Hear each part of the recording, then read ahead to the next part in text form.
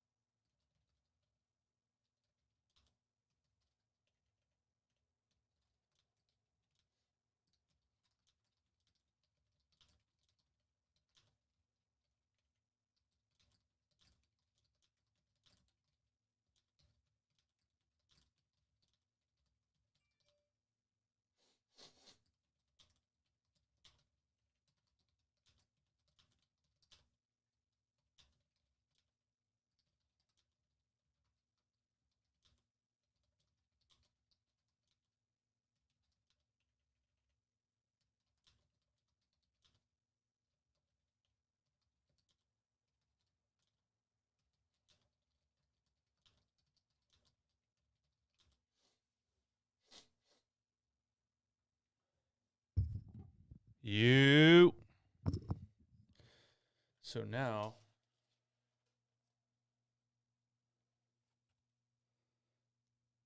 I should be able to just go.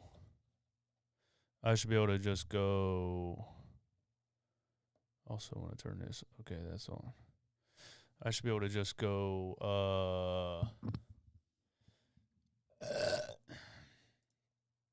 Unselect. And I can go here. I can go to all my Twitter pages. I can do all that. But right now.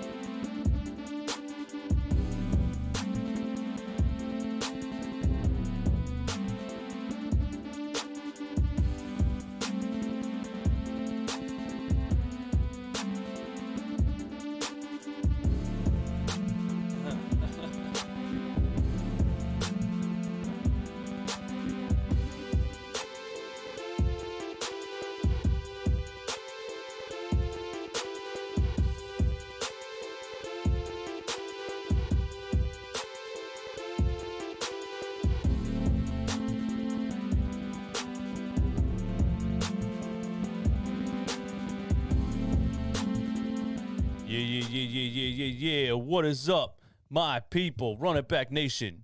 It is I, DJ Eastwood. No frauds, no fanboys, no intros. You know the drill. Hit the like button on this stream. That helps me out greatly. Hit the subscribe button if you're brand new. We talk Philly sports pretty much every day. And hit the notification bell so you don't miss any of these live streams. 36 people in here right away. I'm thinking that's 36 people with notifications on. And consider being a member of the channel for $5 a month. You spent more than that at McDonald's yesterday. What is up, my people? Kevin Every Jr., Drew 210, Eric Berry, George Redden, Taz Journey, Big Dips, 5 p.m. in the UK. What's good? Shout out to the UK. Colin, what's up, man? Ricardo, Robill, and Mo Bamba. What's going on? So, I fell asleep during the Sixers game last night. That's part of the reason I'm doing this, because sometimes you run yourself to the limit and your body says, no, stop. I don't even remember. I was just watching the game, and I woke up with 5 minutes left in the fourth quarter, like, what the hell happened? So I didn't do a post-game live. I just went back to sleep. And then I rewatched the game this morning, Sixers Pelicans. So I'm going to give you my thoughts on that. We're going to go over Joel Embiid's absolute dominance of the NBA right now and his continued dominance of the NBA, and nobody's slowing him down. Nobody can guard him. He's absolutely out of this world right now. And then we're going to talk about the James Harden rumors that came out yesterday, what James Harden had to say about said rumors, and my thoughts on that, and I'll get your thoughts on that. And anything else you guys want to talk about, man. It's 12 o'clock on a Tuesday. On a Wednesday. Is today Wednesday? Today's Wednesday. Murphy from Ukraine. What's up, man? Shout out to the Ukraine. Bucket Getter 215. Shout out to the 215. All right, so the Sixers play the Pelicans last night, all right, without Brandon Ingram, without Zion Williamson. I mean, this is a G League team. That's what this is. But also the 76ers without Joel Embiid are pretty much a G League team. I mean, you know what I mean? So do we really expect to blow teams like this out at this point? You know, I can't, like Taz, I saw you said you're ready to hear some rants. I can't even rant about it at this point because it's expected. This Sixers team outside of Joel Embiid is not good, especially without Seth Curry in the lineup.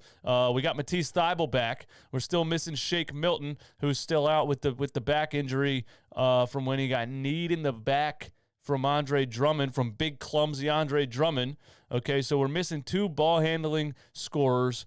Seth Curry is averaging almost 20 points per game for us so far this season, so it's a big hit. And so with those guys out and the roster that we currently have and Joel Embiid, we're not much better than the Pelicans, literally. It's Joel Embiid versus the Pelicans. It was Joel Embiid versus the Orlando Magic. It's just Joel Embiid versus everybody right now. He doesn't have a second star. He has players that are being paid like second stars, but, you know, whatever. Tobias Harris had a good game. Tobias Harris broke 30 points against the Pelicans for the second time this season. Yes, Tobias Harris, the max contract player, the fringe all-star that we thought he was, has broken 30 points twice this season. He dropped 33 yesterday. It's only the second time this season that he has climbed the 30-point mountain. So, you know, hey, shout out to Tobias Harris for having a good game. I thought he was a little bit more aggressive than he's been recently, you know, because when he got booed by the fans, it wasn't because he was stinking up the joint necessarily. It was because he was showing a lack of effort. And so I think he was playing harder in this game. I think he went to the rim harder in this game. He had a couple of and ones where he took contact. You know, so it's nice to see from Tobias Harris. Does that make me sit here and say, yeah, Tobias Harris is amazing? Let's not try to throw his contract into a trade. We absolutely need Tobias Harris on this team next to Joel Embiid. He's the only... No, absolutely not. Like, come on, bro. But, you know, it's nice for Tobias Harris to finally have a game where he stepped up and backed up Joel Embiid as the number 2 scoring option on the team. The 76ers defense, I didn't look at where they rank, like as far as the NBA goes, but it's got to be bad. It's got to be toward the bottom of the league, okay? The New Orleans Pelicans were beating us up the entire first half. Okay, players by the name of Jose Alvarado, who I thought was a Phillies pitcher. Okay, Jose Alvarado, Willie Hernan Gomez, and Alexander Walker. It's hyphenated. What's the second part of his last name? Somebody in the chat tell me. And some guy named Jones. I don't even know his first name, and I didn't look it up. Alvarado was crushing us in the first half with his pick and roll, floaters in the lane, just playing the game like a point guard. And it's like, man, who is this dude? And why do these kind of players look amazing when they play the Philadelphia 76ers? Herbert Jones, there you go, bucket getter. Thank you for that. He even finished over Joel Embiid at one point. Like, it gets to the point where there's no way the 76ers defense is this bad. Neil Alexander Walker, thank you for that. I called him Alexander Hamilton earlier. I don't know. I think that was the U.S. president back in the day. It's getting to the point where things happen against this 76ers team from players that I've never heard of. And I say to myself, am I watching 2K on, like, Hall of Fame difficulty? Like, why in the world would Jose Alvarado be able to finish a layup one-on-one over Joel Embiid?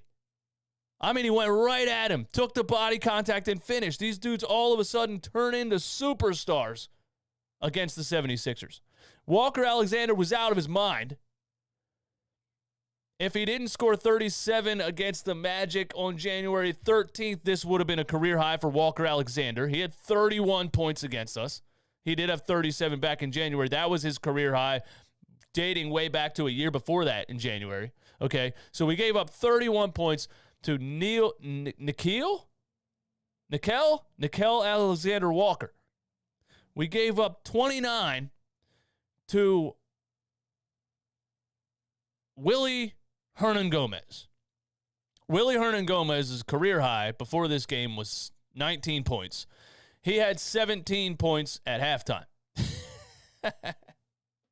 Didn't we just do that with Mo Bamba, whose career high was like, who broke his career high in the first half against the 76ers? What is it about the 76ers? So, yeah, Willie Hernan Gomez drops 29. Alexander Walker drops 31. Jose Alvarado was killing us in the first half. And my guy, Jones, Herbert Jones, had 12. Alvarado had 11 and 5 assists. Jackson Hayes had 15 off the bench. Here's the stats for you. This 29 and 31 from these two right here is just crazy. It really is. Tobias Harris had 33 and 11 rebounds. Great game from Tobias Harris, his best game of the year so far. Joel Embiid, of course, put the team on his back once again in the fourth quarter. 42 points, 14 rebounds, 4 assists, 4 blocks. My goodness. 42 points, 14 rebounds, 4 assists, and 4 blocks. What more can Joel Embiid do? I want to move this over here. What more can Joel Embiid do for this team? 42 points, 14 rebounds, 4 assists, and 4 blocks. Did you see what Shaq said about Ben? I did not see what Shaq said about Ben. What did Shaq say about Ben? The Plotnik Project. What's up, man? How you doing? Thanks for being here. So we pull it out at the end. We outscored them 21. We outscored them 31-21 in the fourth quarter. We went on a 12-1 run in the fourth quarter, and that put the game away for the Sixers over the Pelicans. But, man, I was sitting there. Again, I said I fell asleep. That had nothing to do with how uneventful the game was. The game was definitely eventful. There was definitely things to talk about and things to watch, but I just fell asleep because I was extremely tired. But, yeah, the first half I was sitting here like, are we really going to lose to the New Orleans Pelicans? But, again, with Seth Curry out, with Shake Milton out, it's Joel Embiid versus everybody. It was nice to have Matisse Thybulle back for his defense. He gave you pretty much nothing on the offensive side of the ball, as is kind of expected with Matisse Thybulle. He did give you 2 steals and a block, 3 assists, 4 rebounds, 3 whole points from Matisse Thybulle in 33 minutes. I know you're not going to get double figures from everybody in the lineup every night. But again, Matisse Thybulle's an amazing defender. He's nice to have on the floor in spurts, but I don't think he can be part of a championship team as far as playing 33 minutes. You know what I mean? I don't think Matisse Thybulle can be a starter on an NBA championship level team, and I still would toss him into a trade package if the return is the right player. I just would. What do you guys think about that? Taz Journey, Shake ain't moving the needle, brother. Yeah, I mean he's Shake ain't moving the needle for us. Well, no, he's not moving the needle. He's a ball handling guard that we don't have right now. I'm not saying he turns us into an amazing team, but he's definitely a ball handling guard that we are missing. At one point in the fourth quarter, the New Orleans Pelicans had 50 points in the paint to our 38 points in the paint. We're over here playing the game with the best center in the NBA. And we gave up 50 points to the New Orleans Pelicans. 50 points in the paint to the New Orleans Pelicans. That, to me, is crazy. Now let's discuss Joel Embiid. As soon as I figure out how to work this. I got a new comment system going on OBS right here where I can put your comments on the screen. I think that's pretty cool. Speaking of points in the paint and, those players just getting easy buckets the whole first half. Doc Rivers said just now that Joel Embiid came into the locker room at halftime and raised his hand saying it's on me and that he needed to be better defensively. That was Kyle Neubeck replying to his own tweet that said, I would suspect the Sixers will do better in the second half when Embiid starts trying on defense. And I've said that about Embiid before, and I'll say it again. There's a lot of plays that he just kind of stands there and lets players do wide open layups. And it's like, what are we really doing here? I understand Joel Embiid is giving absolutely 120,000% on the offensive side of the ball. Does that have something to do with it? Is it the fact that he's given so much on the offensive end, he's putting the entire team on his back on the offensive side of the floor, that he takes plays off on defense? Or does he feel a little bit slighted? Does he feel like, you guys can't play perimeter defense? I'm not going to stand up and keep getting bodied at the rim. I'm not going to get dunked on by guys like Kyle Kuzma because you guys can't stop anybody on the perimeter.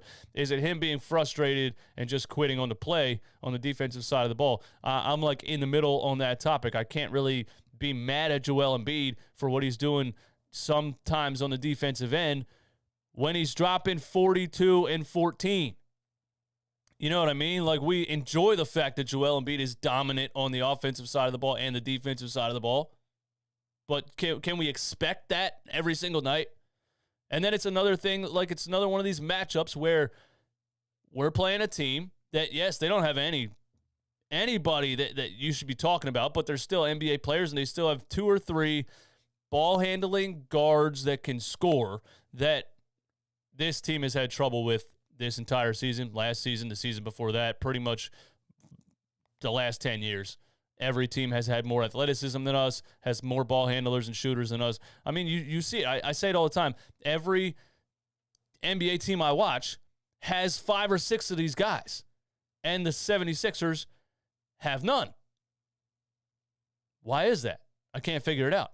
You're looking at guys like Alexander Walker. You're looking at guys like Jose Alvarado. And then this dude Herbert Jones comes in the third quarter, getting just knifing through the defense, throwing floaters off the glass, doing fadeaway jumpers in the paint, like all kinds of creative buckets. Why do we lack that? And other teams, even the New Orleans Pelicans, who are absolutely atrocious right now, have players like that. I don't know. I don't know at all. But let's continue. And let's just talk about Joel Embiid's dominance. Because it's absolutely out of this world right now. And it needs to be discussed even more than it's being discussed right now. Shout out to my guy Sixers Matt on Twitter. Go give him a follow. Joel Embiid since Christmas. Bro. Look at these numbers, man. Joel Embiid since Christmas. 42-14, 38-12, 40-13, 50-12, 32-8, 32-12, 25-13, 31-6, 31-8, 31-12, 31-5, 31-15, 34-7, 36-11, 36-13. Are you kidding me? Are you kidding me? Again, we can talk Jokic versus Embiid. We can talk PER. We can talk Raptor. We can talk VORP. We can talk advanced adjusted box plus minus. You can talk any of that stuff you want. You can't argue that Joel Embiid is single-handedly the most dominant player at putting the ball in the basket right now in the NBA. And I think I've said it before, and I did the stream with Swipe and Cam, Denver Nuggets content creator. I think that it's between those two for MVP, and as long as Joel Embiid stays healthy, it will still be between those two for MVP. They're two different types of players. Joel doesn't do what Jokic does as far as being a facilitator from the center position, but nobody in the game is doing what Joel Embiid is doing right now. It's absolutely out of this world. And he's the most dominant player in basketball right now. Let's check out this page on Twitter, Sixers Stats, okay? Sixers Stats on Twitter. Go give that page a follow. They have listed all of the insane Joel Embiid stats over the past couple of days. And we're going to go through all of them because they are crazy, okay? Here's number one. Joel Embiid has scored 170 points in just over 128 minutes in his last 4 games, good for 1.32 points per minute. The only player with a higher points per minute over a 4-game span since minutes became official in 1951 is Wilt Chamberlain.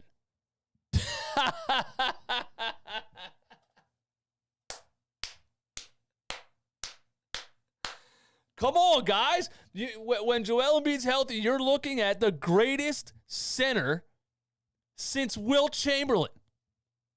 When Joel Embiid is healthy, you're looking at the greatest center since Wilt Chamberlain in the history of the NBA.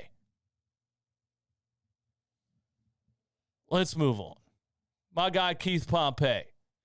Sixers center Joel Embiid moved up to 3rd place in the NBA, scoring an average of 29 points per game. Kevin Durant leads all scorers with 29.3. LeBron is second with 29.1. Here's a glimpse of points per game. Kevin Durant, LeBron James, Joel Embiid, Giannis at 28.6, Trae Young at 28. Kevin Durant's out right now. LeBron James and the Lakers are struggling, although they just beat the Brooklyn Nets last night. And we're going to talk about that briefly when I get into the James Harden stuff. But if Joel Embiid finishes number 1 on this list at the end of the season, he's the MVP.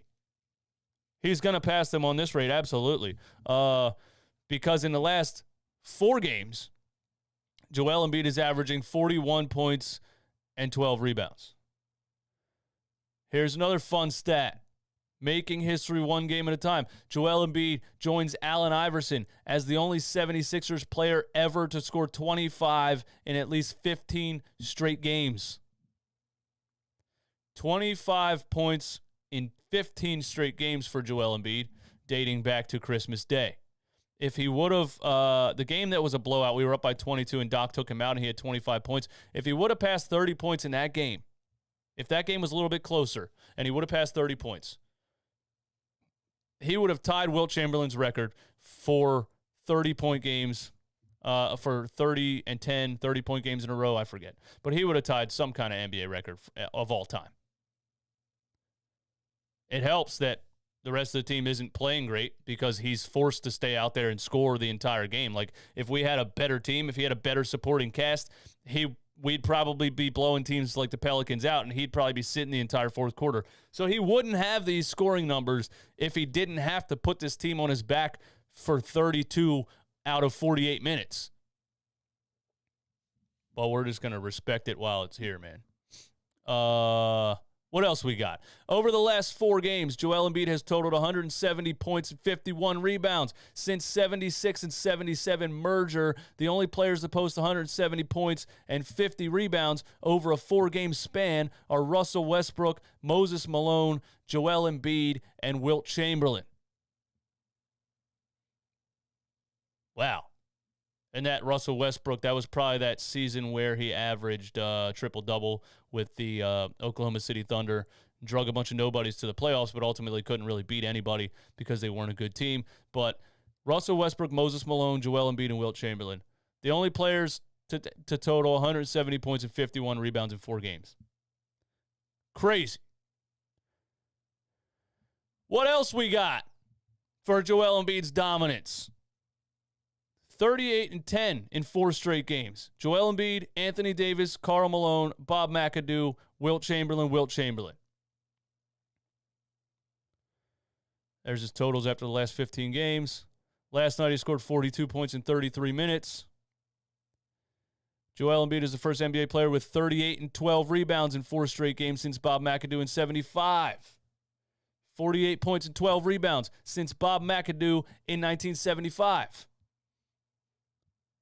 Not Shaq.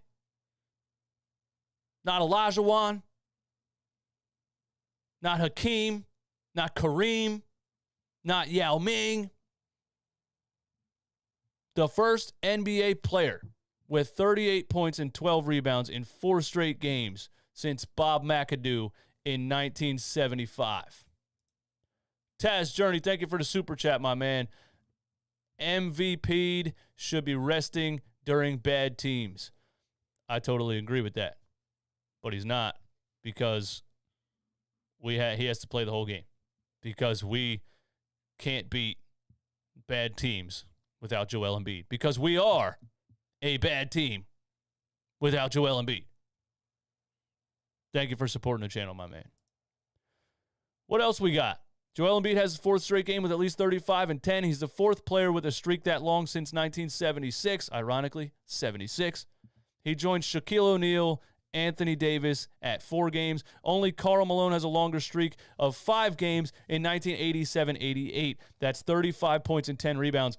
And we play the Lakers tomorrow night. If Joel Embiid scores 35 and has 10 rebounds, he will tie Karl Malone's all-time streak of 35 and 10 with 5 games in a row. Can you imagine that? 5 games in a row of 35 points and 10 rebounds? Crazy. 172 people in the stream. Please hit the like button on the stream. That helps me out greatly. Subscribe to the channel. Hit the notification bell. And consider becoming a member. Joel Embiid is the first 76er in franchise history with 38 points and 10 rebounds in 4 straight games. First 76er in franchise history with 38 points and 10 rebounds in 4 straight games. Not Moses Malone. Not Wilt Chamberlain. Not Dr. J. Nobody. Zero players besides Joel Embiid in 76ers franchise history with 38 and 10 in 4 straight games. What else do I say, man? What else do I say? Joel Embiid scored 40 points in 3 of his last 4 games. The lone exception is 38-point effort against San Antonio on Sunday. He's actually getting to the point where he's making 30 points sound like a light outing. You know what I mean? He's making 30 points sound like a light outing. It's crazy. He's on a tear. Does Daryl Morey do something at the trade deadline to help him out?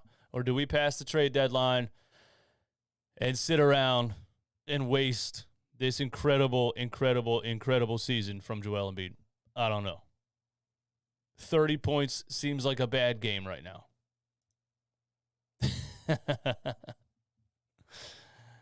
Oh, my goodness. Let's move on. Rumor came out yesterday, and of course everybody hits me up with these things on Instagram, Twitter, whatever, and I don't, if I don't respond to you, if you DM me on Instagram or Twitter or whatever, it's probably because 17,000 people sent me the same thing, so no offense, you know what I mean? But this was sent to me a lot, and I wasn't going to comment on it because I don't believe it, the same as I wasn't going to comment on the Athletic article from yesterday because I didn't believe it, because we're just reaching. People are just reaching so hard to have something like this to write to get a million shares on the internet. But anyway, James Harden has not enjoyed living in Brooklyn. Who says he lives? First of all, who says he lives in Brooklyn? You know what I'm saying? You can play for the Brooklyn Nets. You don't have to live in Brooklyn.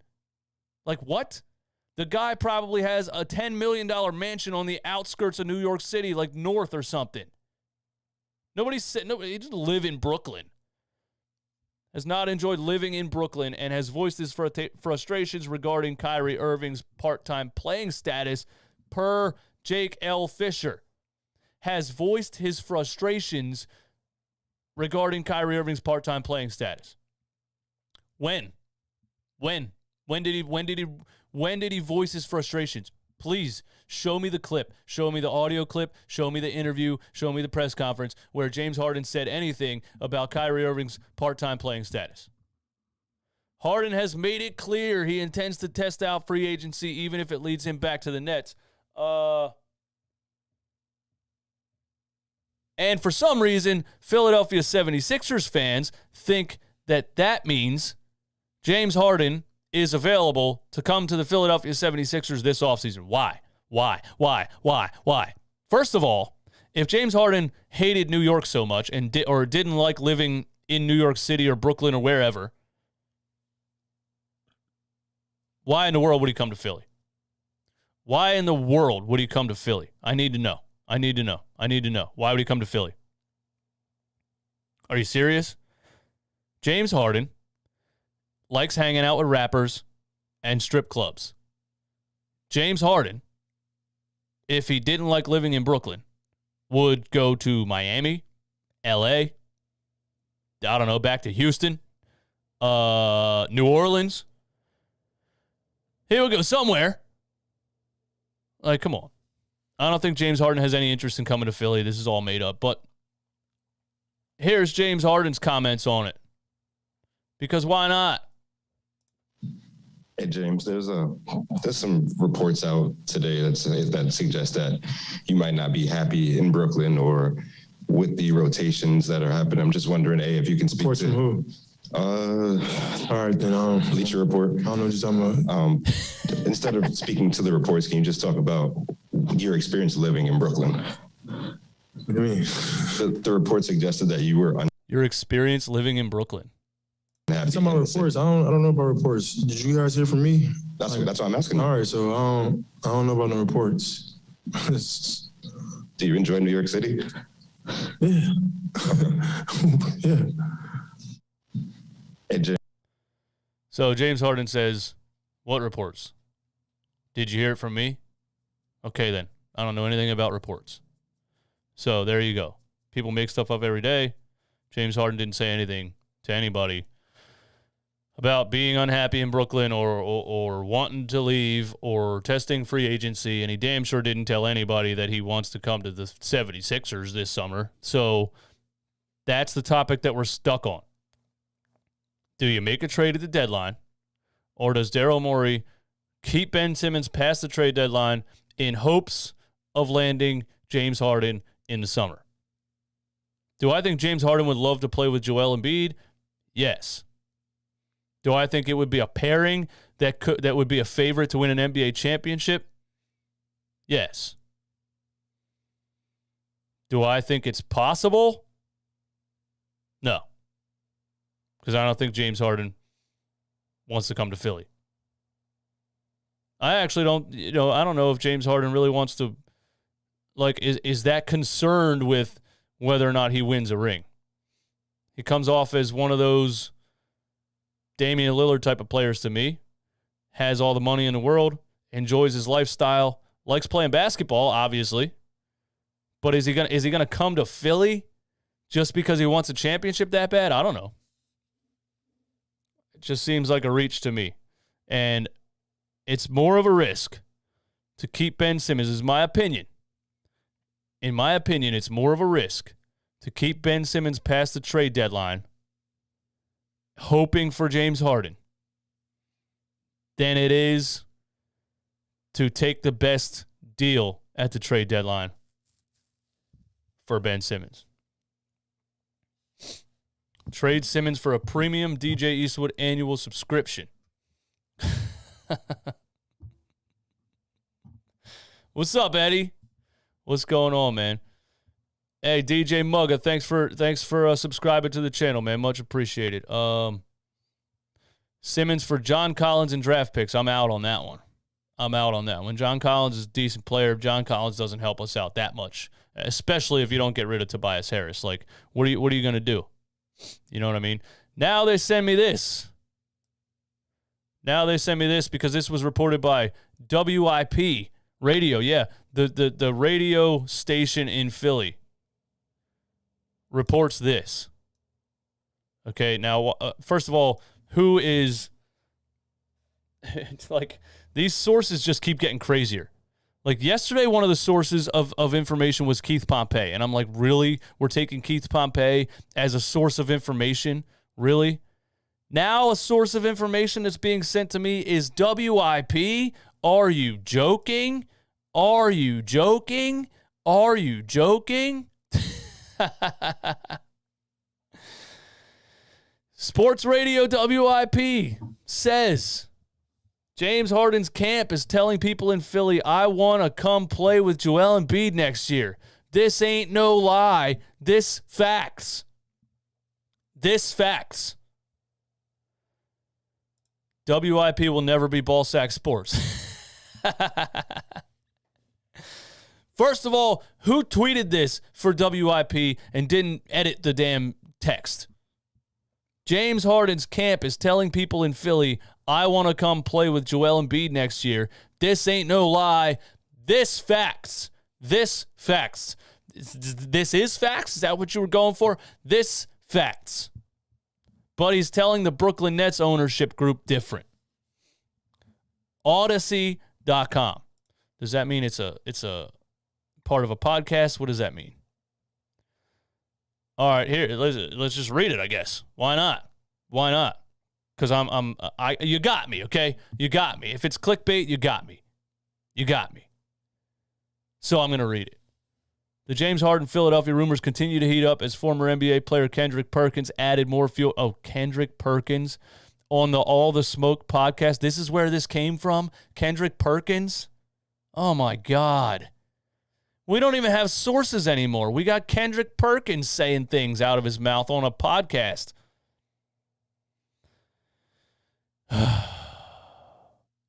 I'm just going to give you hints and you can figure it out. James Harden didn't sign his contract extension, all right? He didn't sign it. He was supposed to sign it. It was supposed to go Kevin Durant, Kyrie Irving, James Harden. It didn't happen, all right? So he didn't sign it. Now James Harden's camp is telling people in Philly, I want to come play with Joel Embiid next year. This ain't no lie. This facts. Oh, they didn't edit the text because that's how Kendrick Perkins said it. This facts. But he's telling the Brooklyn Nets ownership group different. That all he said? Tell you straight. This is. Let's hear from the wonderful, incredible, reliable source of information, Kendrick Perkins. Why not? I got time today. It's real life. This is not rumors. Okay, no matter how much he may try to deny it. I think Philly want to win. I know they're not going to win a championship unless they make a big move. Mm-hmm. But I think they're thinking more so about next season. I'm going to just give you hints and you can figure it out. But James Harden didn't sign his contract extension. Mm-hmm. All right? He didn't sign it. He was supposed to sign it. He was supposed to go KD, Kyrie, James Harden. You hear Harrison, you hear, what's his name? Scotty Barnes, what's his name? Matt Barnes in the background? Didn't happen. All right, so he didn't sign it. Now, James Harden camp is telling people in Philly, we want to come play with Embiid next year. This ain't no lie, this facts. But then he telling the Brooklyn Nets, the ownership group different. See what I'm saying? You can drop a park bomb? Yeah, somewhat. And I ain't told nobody this shit. But this is happening in real life. Yeah, you goddamn right. I got to give all the smoke. Tell you straight. A perk bomb? Is that what we're calling it now? Is Kendrick Perkins the next Woj? Come on, bro. Let's be serious. Let's be serious. All right. Hey, listen, Matt Barnes is a cringe podcaster. Hey, listen, I got nothing to say. It's better than Danny Green. But Who else is on the All the Smoke podcast? Is it Kevin Garnett and Matt Barnes? I don't know. I don't know what else to say. But I do not believe the reports that James Harden is interested in coming to Philly. I don't think he wants to leave Brooklyn. I don't think he's not happy living in New York City in a $5 million high-rise condo. Oh, Steven Jackson. Steven Jackson and Matt Barnes. Man, wow. All right, so do people, I mean, I don't know. I don't want to talk shit. Maybe people like the podcast. I don't know. I just feel like being former NBA players and having the podcast be talked about on ESPN and things like that, you know, do people really wake up and say, I got to hear what they're saying on All the Smoke podcast with Matt Barnes and Steven Jackson? But hey, there's 213 people in here, and sometimes I question why the hell you guys want to hear what I have to say. So who knows, man? What you guys got to say, man? Let me know in the chat. Do you actually think James Harden wants to leave Brooklyn? Do you think James Harden could possibly come to the Philadelphia 76ers in the summer? Do you, yes or no? And do you think Daryl Morey is going to wait until past the trade deadline in hopes of landing James Harden in the summer? Yes or no, and why? And do you think it's possible at all? 1% chance. 0.5% chance. Do you think it's at all possible that James Harden actually comes to Philly this offseason?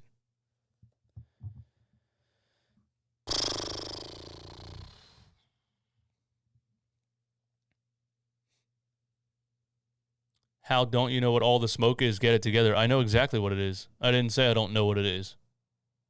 When did I say I don't know what it is? I'm just questioning who actually wakes up and wants to listen to it. I don't know.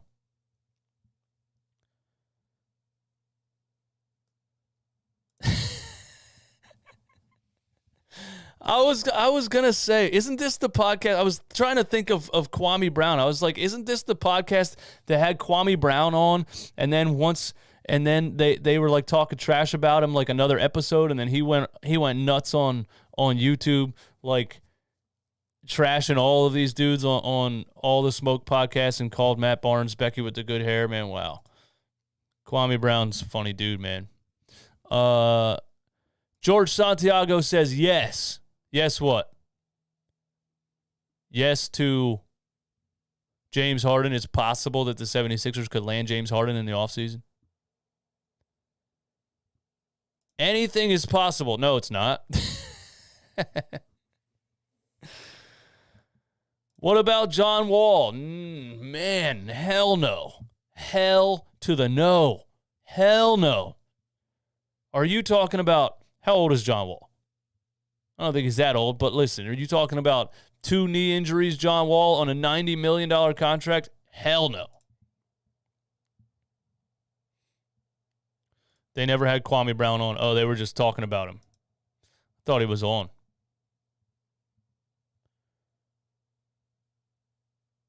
All the Smoke is great. Okay. People like All the Smoke podcast. I don't know. I'm just saying, are we really taking this? You see how far stuff like this goes? Somebody, a former NBA player, Kendrick Perkins, says a random thing on a podcast, and it gets taken to the extent of articles being written about the one thing that he said that's his opinion. And we're calling it a perk bomb? I mean, come on, man.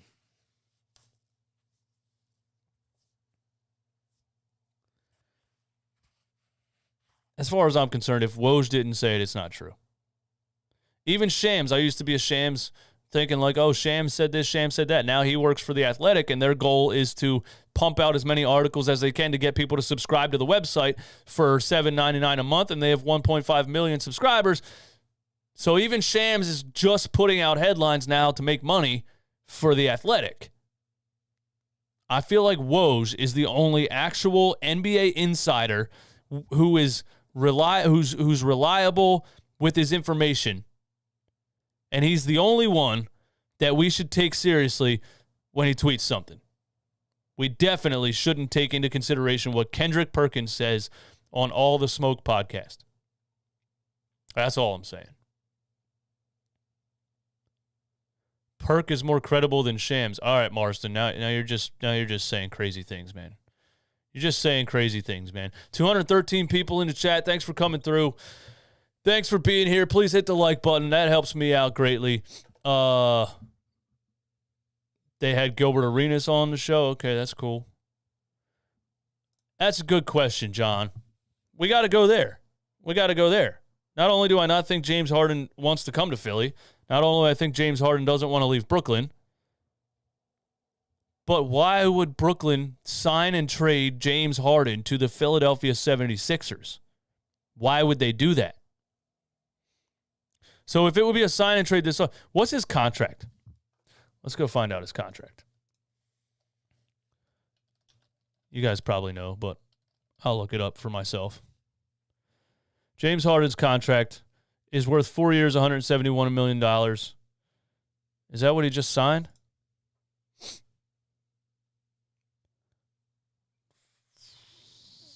$171 million over 4 years. He signed a 4-year extension in 2018. So does that mean this is the last year of his contract? So then why would it have to be a sign and trade in the offseason? And is he he's not a free agent at the end of this year? Or is he have one more year on his contract? 4 years, 2018, 19, 20, 21, 22. So next season would be James Harden's the final year of his contract, right? Am I right about that? He has a player option for like $50 million.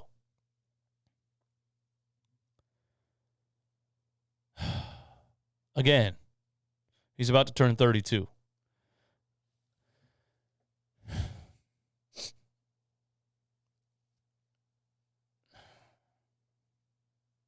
Yes. Jay King says yes. So he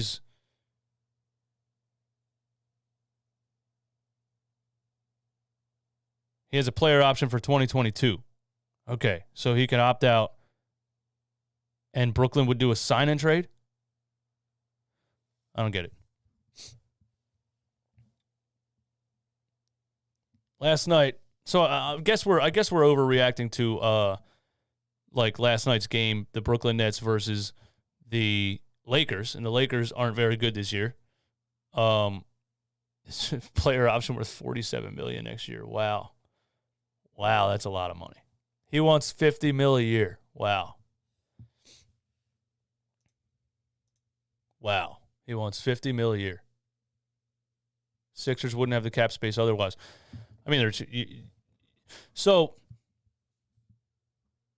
would the Brooklyn Nets? Okay, I got to think about this for a second. If we're talking about Ben Simmons for James Harden, why landing James Harden makes you a championship contender? Of course, pairing James Harden with Joel Embiid, but giving Ben Simmons to the Brooklyn Nets, and they now have Ben Simmons, Kyrie Irving, and Kevin Durant. I don't think I would do that. I think those are two. I think that makes Ben Simmons' team too good. I think that's like giving Ben Simmons to the Warriors. I think if you put a player like Ben Simmons in the middle of two superstar perimeter players, you're not going to beat them. Now this dude can just get rebounds and run up and down the court. He never has to shoot. All he has to do is give the ball to Kyrie Irving and Kevin Durant the whole game, and he'll finish games with 8 points, 15 rebounds, and 27 assists. No. Yeah, I know they didn't have Kyrie or KD last night. KD can't play in games, or Kyrie can't play in games in Brooklyn because of the vaccination mandate, and Kevin Durant is injured. So people were reacting to James Harden's body language last night because There's a video on Twitter that I want to show real quick because they lost to the Lakers, who aren't very good in the first place, and it's this video right here where, how do I move it?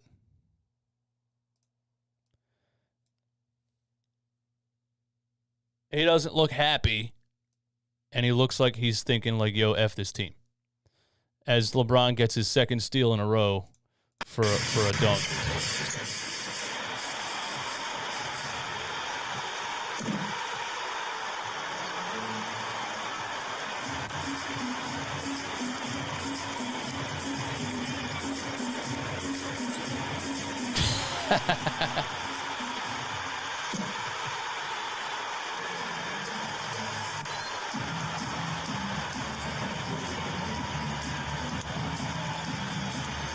I mean, what's his reaction? He doesn't really have a reaction, does he?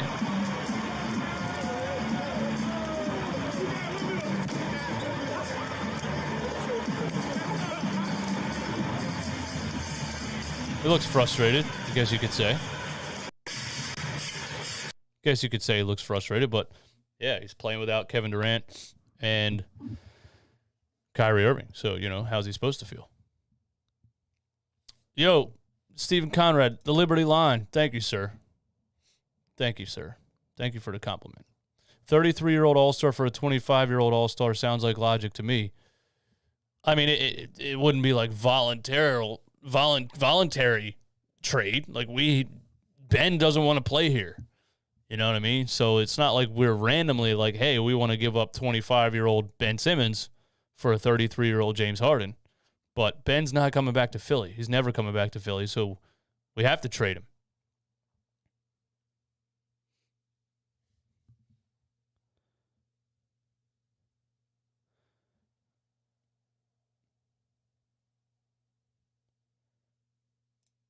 I think we can sign Harden in the summer, but need to do a trade to make the salaries work. If we wait for the summer, Harden can't be the only move we make.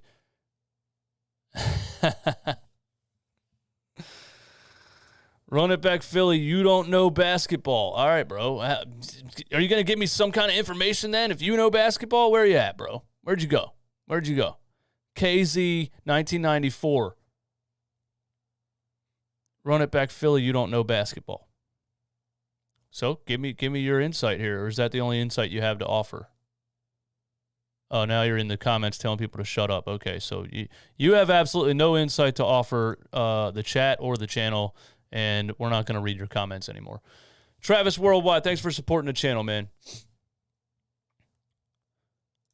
Sixers are getting beat because they lack athleticism at three positions, only winning currently because of Embiid's performance. 100% agree. You know ball, Michael Thomas. You know ball, man. How do I get my beard to grow like yours?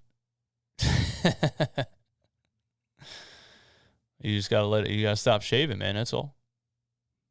That's all I did. Stopped shaving.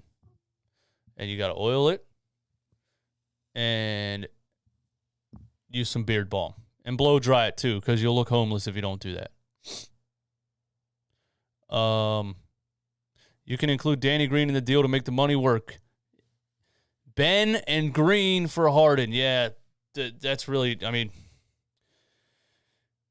is Brooklyn really going to say, hey, we definitely want Danny Green?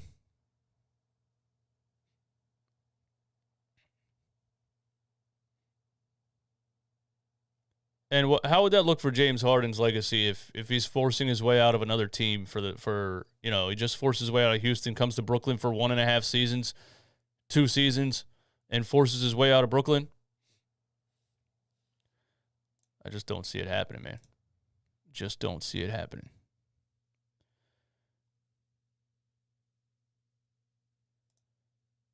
Trade him to the Pelicans for Ingram and make Ben Simmons work.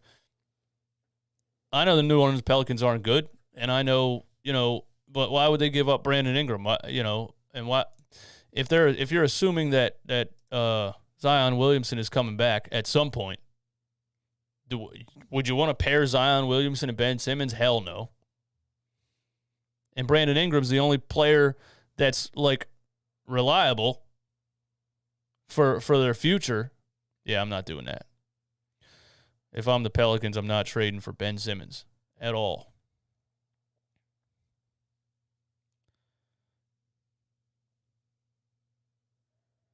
Give him to the Wizards for Beal. They want to blow it up. At least their fans do. Devin G, what's up, man? Thanks for the comment. Last night, the Washington Wizards blew a 35-point lead to the... Who was it? The Detroit Pistons, Luke Kennard. Luke Kennard hit the game winner. Hit the game tying three and got a foul called with 1.6 seconds left to win the game. I mean, Luke Kennard went ham. Like, what? Like, come on, bro. Taz, thank you for supporting the channel, man. Can we troll Kendrick Perkins on Twitter? Perk bomb over Woj bomb. I think we got that trending, and tag I am DJ Eastwood. Let's get his Twitter. Perk bomb over Woj bomb. I'm not.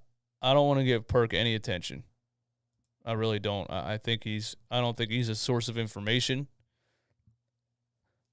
Just because he's a former NBA player, I don't think he. I don't like listening to him on ESPN. He just. He's not a good, he's not good enough at speaking to be on ESPN. I don't like to be like that, but he's hard to listen to. He takes 10 minutes to get a point across. It's terrible. Trade for SGA. Hey, listen, man.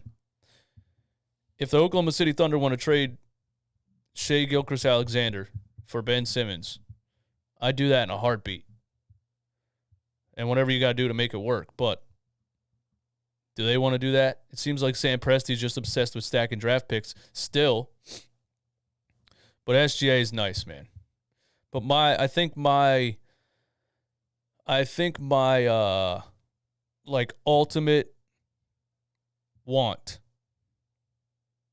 would be DeJounte Murray from San Antonio. I think that would be my ultimate. I think he would fit perfectly on this team. I think he's a facilitating guard. I think he is kind of what Ben Simmons was supposed to be, which is a ball-handling guard who's a very good passer, very good at reading the floor, very good facilitator, but will also shoot the ball. And you could pair him with Tyrese Maxey. I mean, realistic goal. Realistic goal. What I think is realistic and what I would like to happen at the trade deadline that I think is realistic. Obviously, I would like for the 76ers to trade for Kawhi Leonard and LeBron James. I'm thinking what I think is realistic. Because basically what's realistic is the Spurs with DeJounte Murray, if they really, really want Ben Simmons, and they've said before that they really want Ben Simmons. They said it this past offseason that Greg Popovich is interested in Ben Simmons. Doc Rivers loves Ben Simmons because he's from the era before the three-point line. Popovich is from the era before the three-point line. If he doesn't retire, maybe we could sell Ben Simmons down there to Popovich. And the other realistic one is the Kings, Halliburton, Barnes, Buddy Hield trade. Does that make you a championship team? If they take Ben and Tobias, you get a whole lot of cap space and some perimeter creators that we lack a lot. But does that make you a championship team? I don't know. But are you going to get a player for Ben Simmons that's going to make you a championship team? That's what we always say. Who says you're going to get a player that's going to make you a championship team in the Ben Simmons trade? We're not doing it unless it's for an all-star. We're not doing it unless it's for a super. What if there's none out there? Yeah, the Kings lost by 50 yesterday. 50! Ridiculous, man. Grant, Barnes, and Hield for Harris and Ben. Are you talking about a 3-team trade here? Jeremy Grant?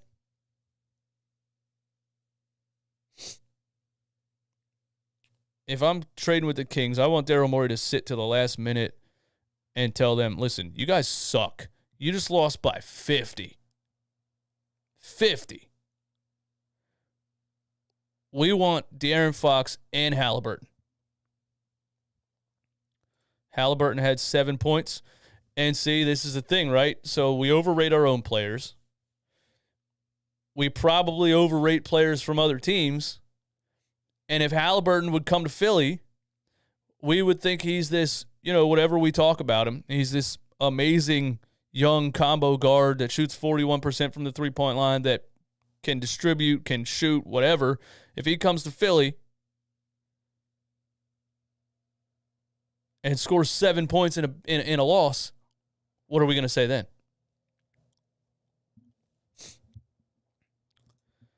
Key Kings 8. What's up, man? I got a Kings fan in the building. What's up? Please tell me you're joking. ? Joking about what? I need your opinion, Key Kings 8. What's your opinion on the Sacramento Kings right now, and what should they do? Should the Kings trade for Ben Simmons, yes or no?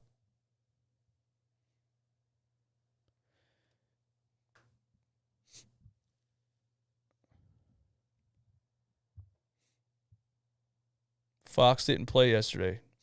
Yeah, I knew that. They still lost by 50. Halliburton is a taller Jaden Springer? Oh, my God. Come on, Pope. Jaden Springer's awful.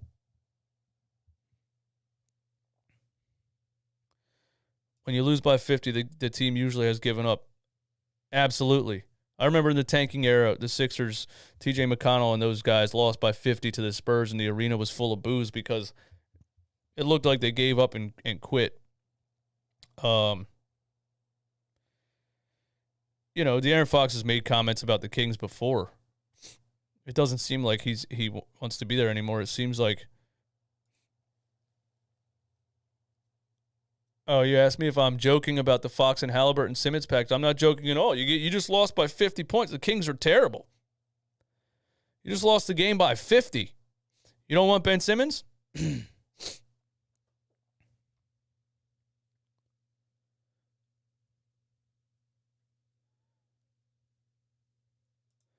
I'm more interested in Barnes for Tobias. I think Barnes is like marginally better than Tobias Harris. Maybe a better fit next to Joel Embiid. I don't know. I don't think he's that much better. If they would take Ben and Tobias and throw Harrison Barnes in the trade, sure. I don't really think swapping out Tobias Harris for Harrison Barnes really helps us out that much. Am I right? It's no way the Kings do Fox and Tyrese. Bro.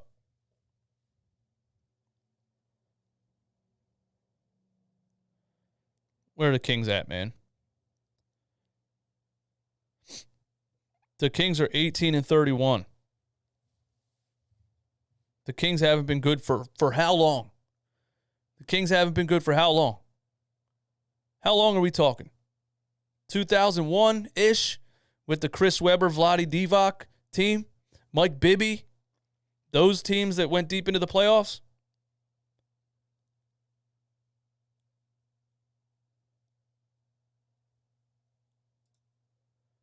William G., exactly.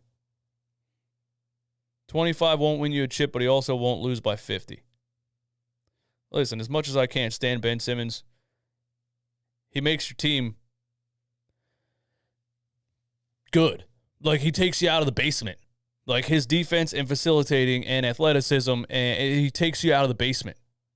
Teams like the Kings should want Ben Simmons. Teams like the Spurs should want Ben Simmons. And then you build around him. And then you try to put the better players on the floor, put the right players on the floor that Simmons will not lead us to the playoffs. I don't even think, bro, we're not talking about the playoffs. Playoffs? We're talking about not being 10-38. We're talking about not being in the basement. The Kings don't have their sights set on the playoffs. The ownership of the Sacramento Kings should have their sights set on being not absolutely god-awful. To maybe start to increase revenue. And then you can work on putting the right players on the team to complement Ben Simmons. I mean, if you look at 2017, he won 14 games in a row with shooters on the floor. You know? The Marco Bellinelli and those boys. You put Ben Simmons on the Kings and give him some shooters, they're gonna be better than they are right now. Do you think Halliburton is going to be some kind of like future superstar? Or De'Aaron Fox? You're saying make a bad trade because they haven't been good. That's terrible logic. Getting Ben Simmons on your team is better than what they've done in the last 20 years. How is that a bad trade? They're 10-38. They just lost by 50. I would think if you haven't been good for 20 years and you haven't had a star-level player on your team for 20 years, trading for one is a good trade. Or you could not make that bad trade and you can just continue to suck forever.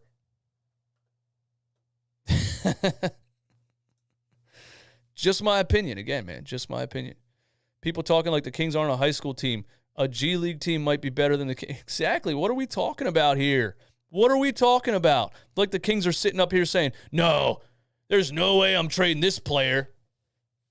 This player that's doing what for you exactly?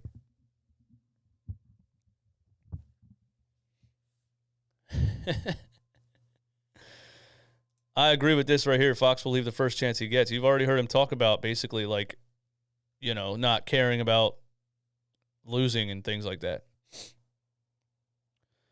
Halliburton got a broke-ass jumper, no way. Hey, listen, it's not pretty by any means, but it's 41% from the three-point line. I'll take that 41% jumper over a 0% jumper in Ben Simmons. But again, I just think we need to focus on players that fit around Joel Embiid.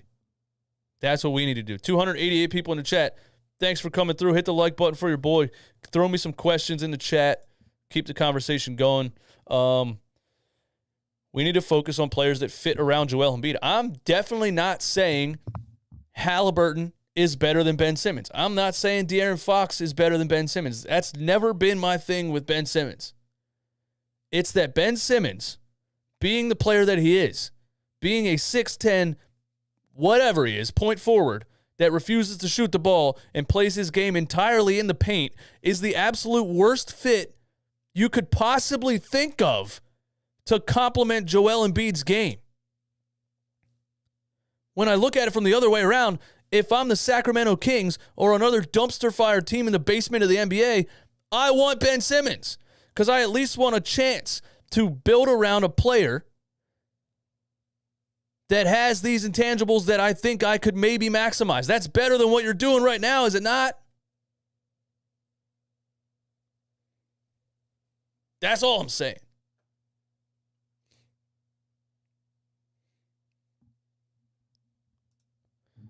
Ben Simmons on the Kings, I guarantee you they'd be 41-41. Yeah, I mean, it's not a ring, but at least you're in the conversation, right? At least it's a step in the right direction. I don't know. The Kings, and if it's a bad trade, that doesn't mean the Kings won't make it because we've seen them make terrible trades for 20 years now. Not that the Sixers make any better ones. Danny Furk and picks for Dragic. I mean, that's Dragic is an upgrade, I think, over Furkan, and Danny Green doesn't really move the needle for anybody. I don't think anybody's trading for Danny Green. Furkan Korkmaz, as young as he is, and draft picks for Dragic, that helps you. If you can get an experienced guy like Goran Dragic off the bench, you know, that's the thing that Sixers don't have right now. There's no, veteran player around. None. We tried George Hill last year. That didn't work, I guess.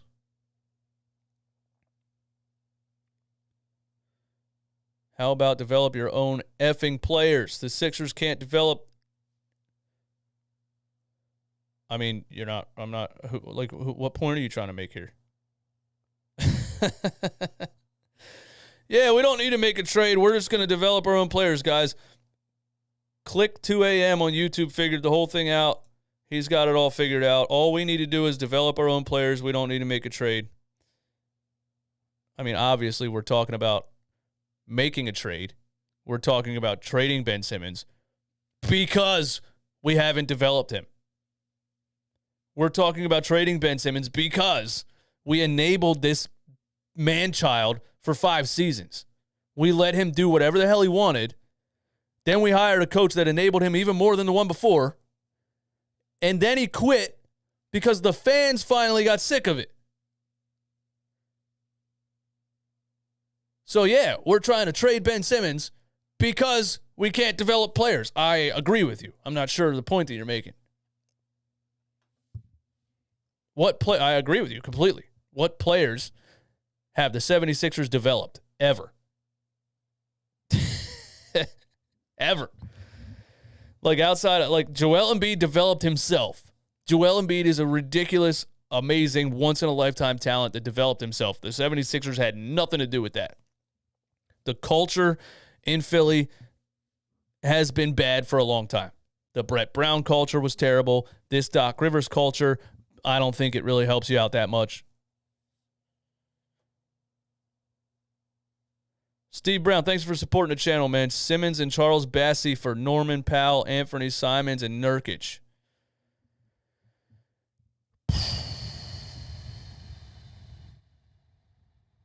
I think that's kind of interesting.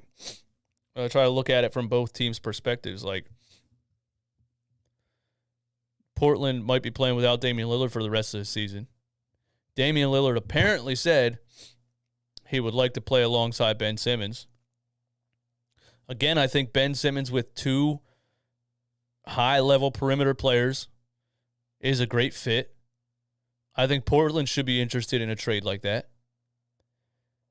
We're getting back Norman Powell, Anthony Simons, and Nurkic. I mean, I don't want anything to do with Yusuf Nurkic. Anthony Simons is a nice young player, and he's going to be good like years to come, but that's not good enough, I don't think. Like, you know what I mean? I think you need, if you're going to make a trade like that, if you're the Sixers, I personally think you got to at least get C.J. McCollum in return. If I get C.J. McCollum and Anthony Simons, I'm saying yes to that if I'm the Sixers. I think you got to at least get a veteran that you know can get buckets, that you know is gonna give you something in the playoffs. I don't think you trade for a young player like Anthony Simons and then, you know, then where you at? You got to trade for things that are going to help you right now, right?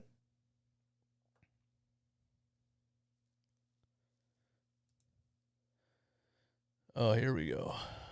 If you honestly think the Blazers would give up a 22-year-old who's averaging 25 and 7 for Ben Simmons, you're smoking crack. Thank you for that, Keith Jackson. I don't smoke crack. What is the Blazers' record right now? Where are we at? Portland is 20 and 27.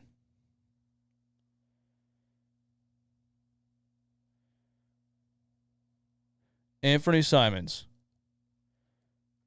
is averaging 15.2 points per game. So I don't know where you got this 25 and 7 from. Anthony Simons is averaging 15.2 points per game. He's shooting 39.6% from the three-point line. And he's averaging 3.5 assists. So either you're smoking crack and you came up with this 25 and 7, because he's averaging 15 and 4.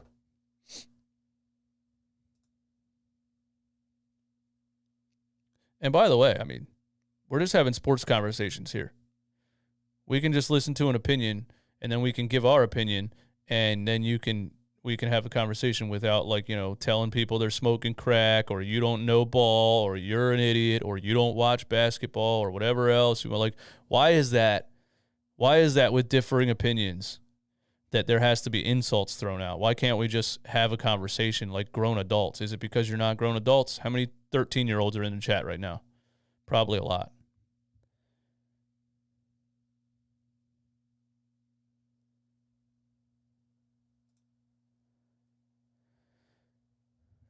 John Gotti, I agree. Think about that for a second. Anthony Simons is nice. I'm not disagreeing with you that he's not nice. Is Anthony Simons making Portland a championship level team? And I don't know if Ben Simmons is either, but I agree. An elite playmaking defender next to Lillard and Ben Simmons on the same team is good. That's a good combination. That's a good team.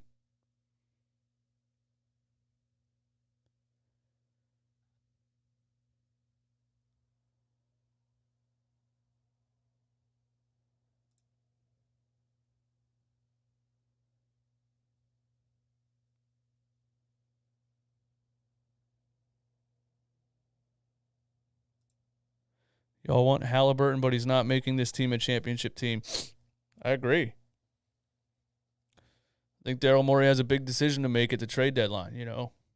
What trade actually does make this team a championship team? And the thing is, with the way Ben Simmons went out and what he's doing right now, what makes us think we're getting a championship level player in return for him? I don't think you are. Also, some of us believe that Joel Embiid is just playing at such a high level that you might not need another superstar to get you over the hump. You might just need... I didn't realize I had that on the screen the whole time, man. Why don't one of you guys tell me that? You might just need very, very good role players around Joel Embiid. And he can give you 40 and 10 per game in the playoffs. To me, a trade that would make us a title contender is an elite 3-and-D wingman or just a very good wing in general. Are you talking about Jaylen Brown? Because I agree with that. Are the Celtics going to finally break up Jaylen Brown and Jason Tatum? I don't know.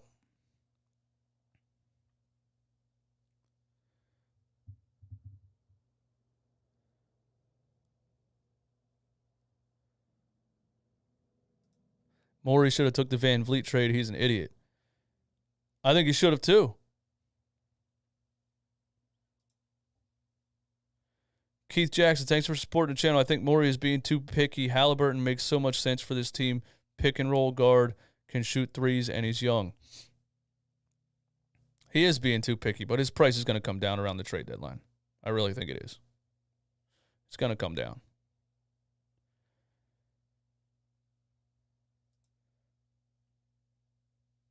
It's not like Halliburton's averaging 25, though.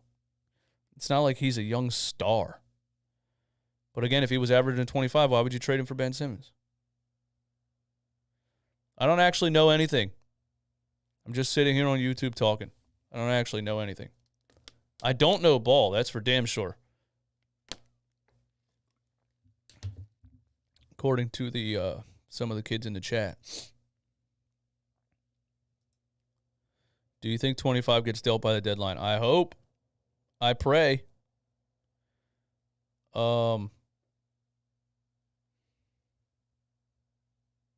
Like if it goes past the trade deadline, I'm going to be seriously depressed because this is just annoying at this point.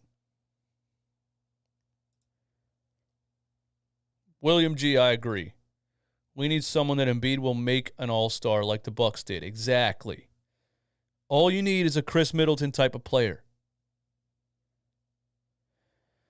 That's all you need. Tobias is not that guy. You're not that guy, pal. You're not that guy. Tobias is not that guy. And Tobias is not a good enough three-point shooter or a high enough volume shooter to be that guy next to Joel Embiid.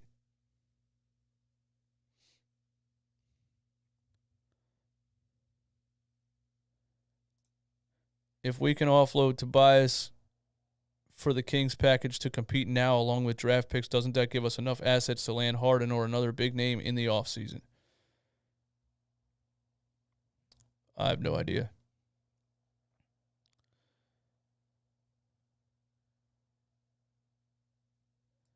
Yeah, they needed Drew. You're right. They needed Drew Holiday. You're right. That's an all-star level point guard. Overpaid for him, but it was worth it, right? I would have loved Drew Holiday. And Drew Holiday was a big part of that championship run for the Bucks too. If you really watch it, the beginning of that series, they were still doing the whole run, the whole offense through Giannis at the top of the key. And then once they started putting the ball in Drew Holiday's hands in the pick and roll and let a point guard make the decisions, and he started finding Giannis under the rim, everything changed in that series. A veteran point guard is so important. But where do we get one? Where do we get one? Can we really picture Tyrese Halliburton taking us to the NBA Finals? I don't know. Trade the Sixers for the Warriors. Why is everyone so stuck on James Harden? I don't know why. He had a 31-point triple-double last night, and they lost. But they don't have a good team outside of Kevin Durant and Kyrie Irving and James Harden.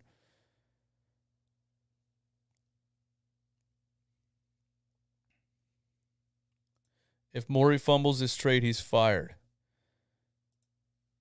I mean, I don't think Daryl Morey's really worried about that. I don't think he's like, oh my God, I need to get this done or they're going to fire me. He could go get another GM job or he could just retire. I mean, it's not like he's hurting for a job. It's not like he's hurting for money. I just hope he makes something happen. Again, the main point that I'm trying to make is I think it's riskier to not trade Ben Simmons at the deadline and wait for James Harden. And then if James Harden doesn't come to Philly, what happens? I think it's riskier to do that than to pass up some of the offers you're going to get at the trade deadline and try to just move forward, putting the right players around Joel Embiid. But people have points. Daryl Morey's superstar driven. He always has been. He flipped Tracy McGrady and Yao Ming. He turned those two into James Harden. He then traded for Chris Paul. Then he traded for Russell Westbrook. Who the hell knows why he did that? So does Daryl Morey care about fit as much as we do? If he traded for Russell Westbrook to play alongside James Harden, does he care about fit as much as we do? Keith, thank you for supporting the channel, my man. Well, that's the thing. Tyrese doesn't necessarily need to average 25. If Joel Embiid is an MVP, Tyrese can be his young Robin. Worst comes to worst, you can still have Halliburton and Maxey as the future. I agree with that. And if you can land that trade without giving up Tyrese Maxey, I'd say you bring Tyrese Maxey off the bench.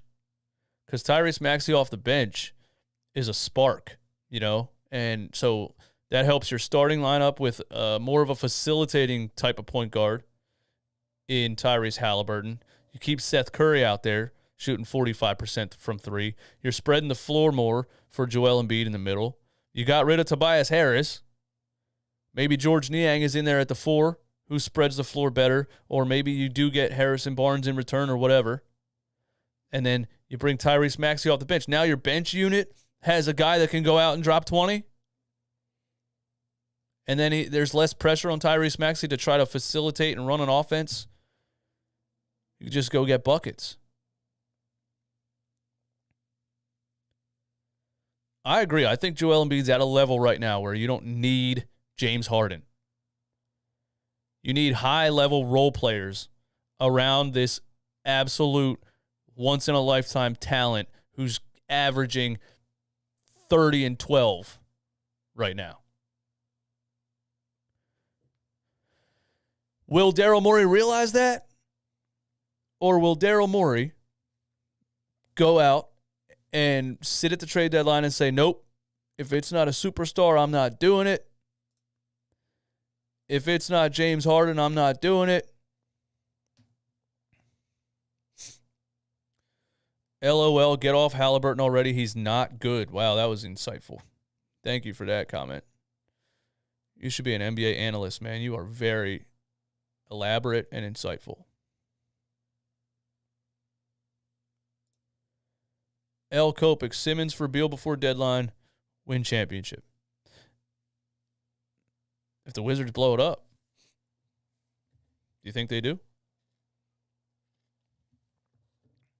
They added some good role players this year, but, you know, they just blew a 35-point lead to the Pistons.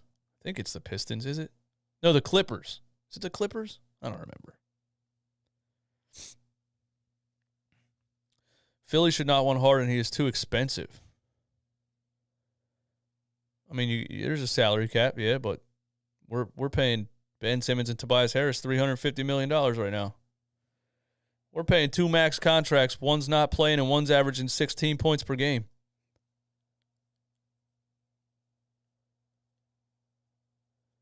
You can't say no to amazing players because of how expensive they are. It's not my money. Spend that shit. KD can do the same thing as Joel, then James Harden takes the Nets over the top. How does trading for a role player even help? KD can do the same thing as Joel, and then James Harden takes the Nets over the top. How does trading for a role player even help? I mean, I think it would be James Harden wanting out of Brooklyn. I don't think Brooklyn would just voluntarily trade James Harden for Ben Simmons. You know what I mean? I don't think they're going to sit back and say, hey, you know what, guys, let's trade James Harden for Ben Simmons. I think it would be James Harden coming out in the offseason and saying, listen, I'm not re-signing. You know what I mean? Do a sign and trade right now or lose me for nothing. I think that's how that would have to go down. And I think if maybe next season there's not a vaccine mandate and Kyrie Irving can play in every game and you put Ben Simmons in the middle of those two, I think that's a great fit.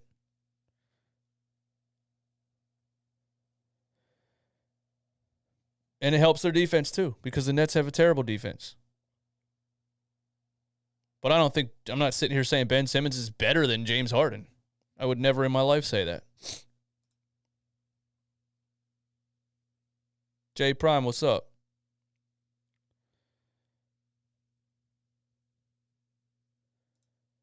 Ben for James and somehow turn Tobias and assets for Zach LaVine.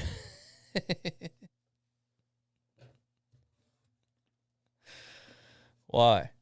Why would the Bulls do that? Are the Bulls still leading the Eastern Conference? Chicago's in second place in the Eastern Conference. No, third. Wait, where are they? Yeah. Second place in the Eastern Conference, a half a game behind Miami. They're only in second place because they had injuries. DeMar DeRozan's playing at an insane level right now. They have 3 all-star level players in DeMar DeRozan, Zach LaVine, and Vucevic, who all complement each other well and fit together well. Why in the world would they be interested in Tobias Harris?